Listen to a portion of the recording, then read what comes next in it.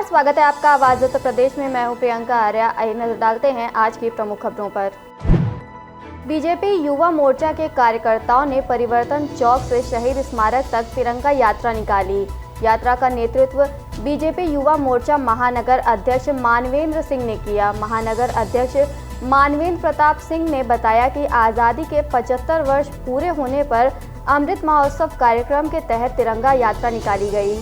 आज़ादी के 75 वर्ष जिस प्रकार से पूर्ण हुए हैं, उसी के उपलक्ष्य में हम लोग अमृत महोत्सव के तौर पे इसको मना रहे हैं 15 अगस्त से लगातार। उसी के निमित्त आज हम लोगों ने तय किया कि परिवर्तन चौक से शहीद स्मारक तक हम लोग एक विशाल तिरंगा यात्रा निकालेंगे। उसी के निमित्त ये तिरंगा यात्रा निकाली जा रही है। किसानों के परिजनों से मुलाकात की बसपा के राष्ट्रीय महासचिव सतीश चंद्र मिश्रा ने। बसपा महासचिव सतीश चंद्र मिश्रा का बयान, आज हम लोग पार्टी की तरफ लखीमपुर जा रहे हैं, परिवार से मिलकर अपनी संवेदना व्यक्त करेंगे। आने के लिए, सियासत करने के लिए। देखिए, सिद्धार्थनाथ सिंह जिनका आप नाम ले रहे हैं, वो बहुत खुद ही एक विचलित से और बहुत परेशान से प्राणी हैं।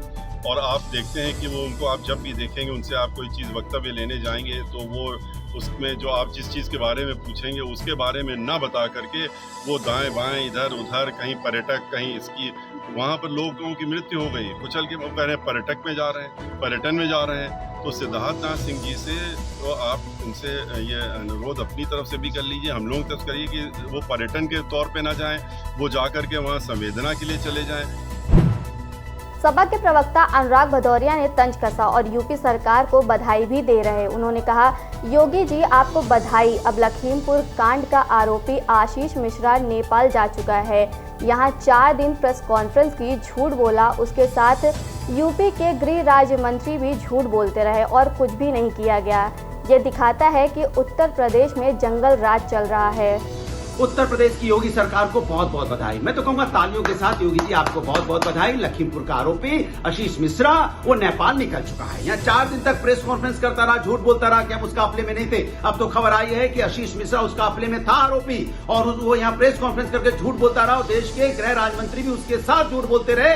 इसके मतलब उत्तर प्रदेश के अंदर जंगल राज, गुंडा राज, अपराधियों का राज चल रहा है। यहाँ कोई किसी को रोन दे और प्रेस कॉन्फ्रेंस करता रहे। समाजवादी लोग जब प्रदर्शन करने जाते हैं समाज को हक दिलाने के लिए, महंगाई बेरोजगारी के खिलाफ, तो उनको तो आप जेल में डाल देते हो, उनके घर पे बुलडोजर चला देते हो। इन अपराधियों के घर पे बुलडोजर क्यों नहीं? इसके मतलब उत्तर प्रदेश के अंदर में तानाशाही चल रही है, लोकतंत्र की हत्या हो रही है और आरोपी को वास्ते से नेपाल निकाल दिया जाता है। यूपी के लखीमपुर हिंसा मामले में अब राजनीतिक सरगर्मी तेज हो गई है। आज शिरोमणि अकाली दल का प्रतिनिधि मंडल चौधरी चरण सिंह एयरपोर्ट पहुंचा। लखनऊ से लखीमपुर मृतक किसानों के परिवार वालों से मिलेंगे। शिरोमणि अकाली दल का प्रतिनिधि बलविंदर सिंह बुंदर, हरसिमरत कौर बादल, प्रेम सिंह, चंदू माजरा, विक्रम सिंह मजिठिया, बीबी जगीर कौर एयरपोर्ट से लखीमपुर के लिए रवाना हुए। क्योंकि सरकार के बच्चों के लिए अलग कानून है और गरीब किसान के लिए अलग कानून है, इसलिए 5 दिन से कोई गिरफ्तार नहीं हुआ। हमारी डिमांड ये है कि जो मोनू मिश्रा है वो इमीडिएटली वो अरेस्ट हों, बनती हुई कार्रवाई उनके खिलाफ की जाए, और जो मंत्री हैं उनको एकदम डिसमिस किया जाए। और ये जो निहत्ते बेचारे गरीब, जो बेकसूर गरीब किसान, नौजवान बच्चे चले गए हैं, कई सारा जो नुकसान हुआ है 8 जानों का, उनका पूरा मुआवजा दिया जाए, उनको सरकारी नौकरी भी दी जाए। और हर तरह से सबसे पहले वो चाहते हैं इंसाफ देना चाहिए, ताकि ये हरकतें बार बार ना हो। राजधानी लखनऊ में अखिल भारत हिंदू महासभा उत्तर प्रदेश में पदाधिकारियों ने प्रेस वार्ता की। प्रेस वार्ता पार्टी के राष्ट्रीय महासचिव देवेंद्र पांडे और राष्ट्रीय कोषाध्यक्ष राकेश तिवारी मौजूद रहे। प्रेस कॉन्फ्रेंस में पत्रकारों से चर्चा करते हुए उन्होंने कहा कि हमारी पार्टी उत्तर प्रदेश में होने वाले विधानसभा चुनाव में अपने उम्मीदवार उतार सकती है, सभी सीटों पर। साथ ही उन्होंने कहा कि कोर्ट से बरी हुए हिंदू नेताओं में सांसद साध्वी प्रज्ञा के साथ सभी को हमारी पार्टी हिंदू रत्न से सम्मानित करेगी, क्योंकि हमारी पार्टी हिंदुओं का अपमान बर्दाश्त नहीं करेगी। आगामी विधानसभा चुनाव लड़ेगी, क्या उनके प्रमुख एजेंडे होंगे? चुनाव से पहले महत्वपूर्ण ये है कि हमारे संगठन का नाम है अखिल भारत हिंदू महासभा। तो हिंदू महासभा सिर्फ चुनाव भर में तो आने वाला राजनीतिक संगठन है नहीं। हम लोग 12 महीना 24 घंटे हिंदुत्व की लड़ाई लड़ते हैं और हिंदुत्व की लड़ाई को लेकर ही हमारा दौरा चल रहा है पूरे उत्तर प्रदेश में। चुनाव का मैटर तो तब आएगा जब हमारे सभी कार्यकर्ता आपस में बैठकर ये निर्णय करेंगे कि हमें चुनाव लड़ना है तो किस स्तर पर लड़ना है, नहीं लड़ना तो क्यों नहीं लड़ना। तो अभी चुनाव हमारा प्रमुखता का मुद्दा नहीं है। अभी तो ये है कि सब एक व्यक्ति निरपराध किसी कारणवश पकड़ा जाता है, कोर्ट में मुकदमा चलता है और कोर्ट से छूट जाता है। छूटने के बाद जो उसका वक्त बर्बाद हुआ, जो उसका चारित्रिक हनन हुआ, उसकी मर्यादा खत्म हुई, उसकी भरपाई नहीं हो पाती। रायबरेली जिले के लालगंज कस्बे में नवरात्र और दशहरा के त्यौहार को ध्यान में रखते हुए कस्बे में सीओ डॉक्टर अंजनी कुमार चतुर्वेदी ने फ्लैग मार्च कर कानून और शांति व्यवस्था का जायजा लिया। इस दौरान उनके साथ स्थानीय पुलिस और पीएसी बटालियन अमला मौजूद रहा। वहीं सीओ डॉक्टर अंजनी कुमार चतुर्वेदी ने नवरात्र और दशहरा के दृष्टिगत भारी पुलिस बल के साथ कस्बे के अलग अलग चौराहों से होते हुए मुख्य बाजार और भीड़-भाड़ वाले क्षेत्रों का पैदल भ्रमण कर फ्लैग मार्च किया। रायबरेली जिले के लालगंज क्षेत्र में बांदा से टांडा राष्ट्रीय राजमार्ग पर ऐहार गांव के पास स्थित टोल प्लाजा में वाहनों से की जा रही वसूली के विरोध में सपा नेता व किसानों ने मंच संयुक्त रूप से धरना दिया। कार्यकर्ताओं ने रेलवे लाइन पर बने क्षतिग्रस्त ओवरब्रिज की मरम्मत कर आवागमन बहाल किए जाने तक टोल टैक्स को न वसूलने की मांग की। जो माननीय प्रधानमंत्री 2018 में दिसंबर 18 को जो उद्घाटन पुल का किया गया था, 650 करोड़ का पुल, ये और बांदा बहराइच दोनों ओवरब्रिज का उद्घाटन यही लालगंज में हुआ था। और उसके बाद अधिकारियों और कर्मचारियों की मिली भगत से पूरा भ्रष्टाचार हुआ।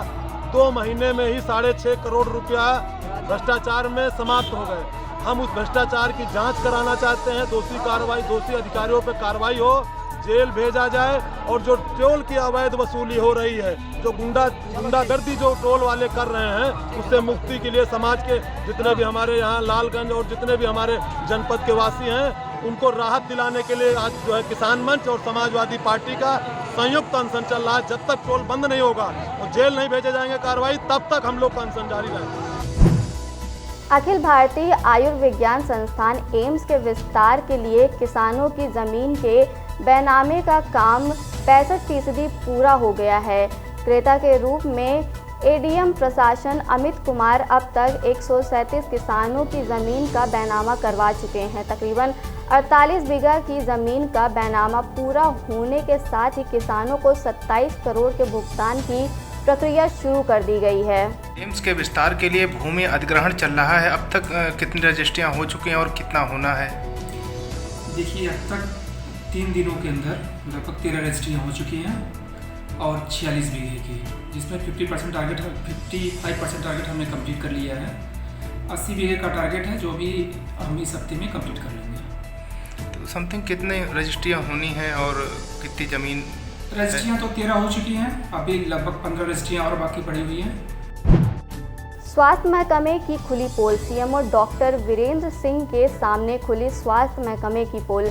जिला अस्पताल में अपने बुजुर्ग पिता को कंधे पर लेकर भटकता रहा युवक, पर उसे नहीं मिला स्ट्रेचर। सीएमओ के सामने स्वास्थ्य व्यवस्था दिखी बेटपरी। खबर सोनभद्र से है, जहां पीएम केयर के तहत एनटीपीसी विंध्यानगर शक्तिनगर ने शाहगंज सीएससी में बने ऑक्सीजन प्लांट जिला प्रशासन को सौंपा। सांसद ने किया उद्घाटन।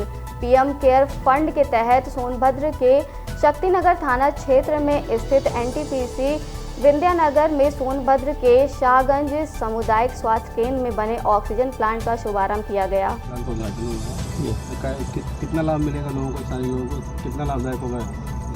अब लाभदायक तो पूर्ण रूप से मिलेगा, क्योंकि यहाँ के लोगों को एकदम आज इस पर ऑक्सीजन के लिए कहीं दिक्कत नहीं है। एक पूरे क्षेत्रवासियों के लिए आत्मनिर्भर बनाने का ये जहाँ माननीय प्रधानमंत्री जी का संकल्प है, उसी संकल्प को साकार में बदले हैं।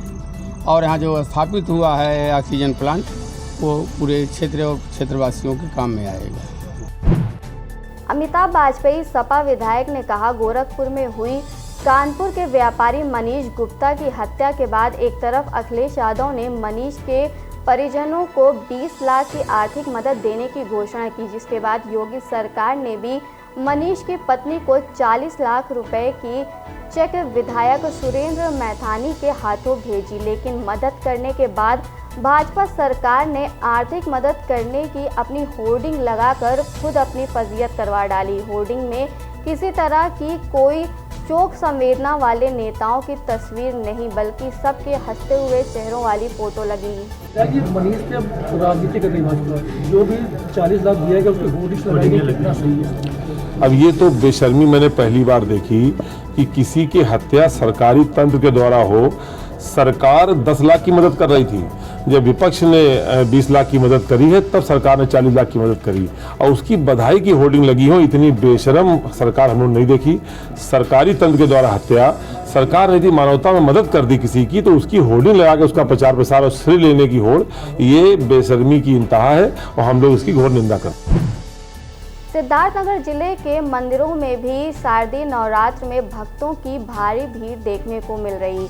जिले के सोहरतगढ़ तहसील के टढ़िया धाम में मां दुर्गा मंदिर में भव्य कलश यात्रा निकाली गई। यह कलश यात्रा संस्थापक मेजर सिंह चौहान की अगुवाई में निकाली गई। बताइए, आप कलश यात्रा निकाल रहे हैं, कलश यात्रा का मकसद क्या है और विगत कितने दिनों से निकाल रहे हैं?